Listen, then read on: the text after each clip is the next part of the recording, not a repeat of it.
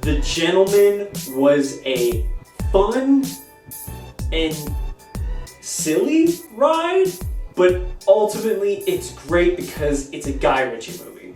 And it's a rare exception in January for being a movie that you can actually watch in theaters and not feel like you totally wasted your money.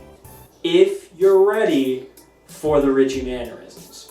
And when I say that, I really, really mean it. Any of his films, like Snatch, or Rock and Roller, or hell, even Aladdin to some degrees, all have certain things that are in their movie that inherently make it a Ritchie movie. It's his vibe, it's his style, it's the way he communicates with people. And in the most un-Disney of those movies, it's how the people speak to one another. And boy oh boy, they're blunt, they're up in your face, they're confrontational, and they're witty. Witty in wordplay, I mean, because that's how he gets across a lot of his silly moments and silly banters, because he likes playing with the sounds of words, the pronunciation of words, and sometimes, or I should say most of the times, it works really effectively. And in this movie, it's exactly like that, except 100% of the time. In fact, the best thing about this movie is largely the funny script. It does also help that there are some incredible performances here too. I mean, come on, you got Matthew McConaughey, you got Charlie Hunnam, which, by the way, the best we've ever seen him in a while. You got Jeremy Strong, you've got Colin Farrell, and you've got freaking Henry Golding.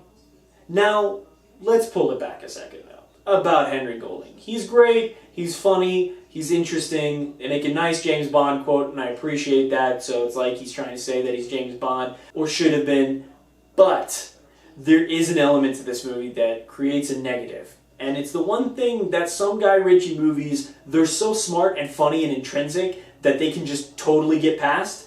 And then there are other Guy Ritchie movies that it becomes very transparent. It's made by a white guy. Hey, when I say that, most of it is just fun playing around, and I'll admit the stereotypes are used for good comedic effect on all parties here, the white guys especially. However, there are a few choices in terms of villainry and their choices and what they do to different characters that kind of make it transparent that these guys are supposed to be the more good guys in the bad world, and these guys are the less bad guys. And it doesn't help that they're Asian. I'm just saying, it's a little bit of a stereotype too far in one direction on a movie that's trying to make fun of the fact that stereotypes exist most of the time. So there's an element there that's not quite good.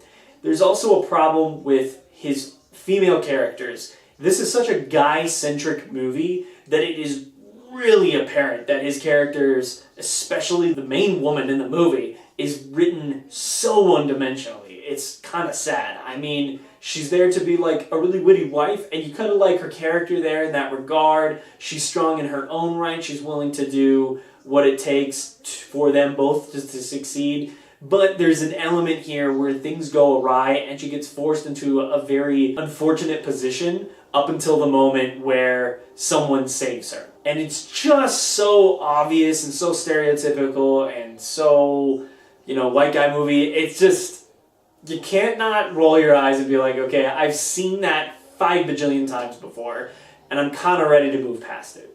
That's kind of what is the problem with this movie. It is so Guy Ritchie, it is unapologetically Guy Ritchie, but at the same time, we've seen this type of film done better. In Snatch, in Lock, Stock, and Two Smoking Barrels. But here, it's just more good Guy Ritchie. And because it's been a while since we've had a Guy Ritchie movie that we can all rally behind as maybe Guy Ritchie fans, this movie stands out as that thing.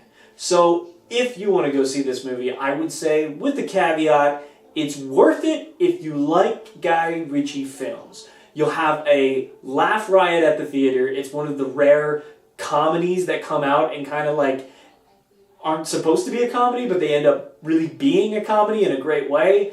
It's kind of what happens here. I mean, it is what it is. This movie, I'd say, is about a 7 or an 8. Well, let's go with a 7 because we've seen these Guy Ritchie movies before. I did have a great time in the theaters though, so if you're in the mood for that kind of thing, I'd recommend go catching it right away. Thank you guys for checking out this review. We're going to start doing more of these shorter reviews just so we can get our reviews out there quicker. Less edits, less constrained, so we're not taking forever on getting it to you. And it'll usually be one of us saying the opinion. So let us know what you think of not only this movie, if you've seen it, but what you think of other Guy Ritchie films and how it stacks up to them. Leave a comment in the comments below and like if you like what you're seeing. Thanks again so much for sticking with us, and I can't wait to see some more movies in 2020.